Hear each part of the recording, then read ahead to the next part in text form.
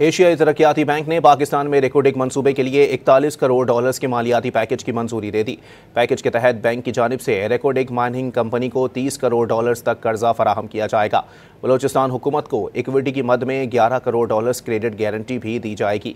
एशियाई तरक्याती बैंक की जानिब से जारी एलामिया के मुताबिक रेकोडिक कॉपर गोल्ड माइन मंसूबे के लिए फाइनेंसिंग पाकिस्तानी तारीख में सबसे बड़ी बराह रास्त सरमायाकारी होगी। मुकम्मल होने पर रेकोडिक दुनिया की 5वीं बड़ी कॉपर माइन होगी। एलामिया के मुताबिक पहले मरहले में माइन से औसत सालाना 8 लाख टन तांबे की पैदावार मुतवक्के है। बैंक का कहना है कि रेकोडिक कॉपर गोल्ड माइन मंसूबा पाकिस्तान मईशत में अहम किरदार अदा करेगा।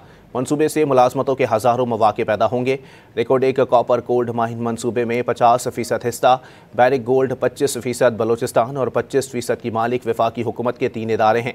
ADB का कहना है कि रेकोडिक से तांबे की पैदावार 2028 के आखिर में शुरू होने की तवक्को है।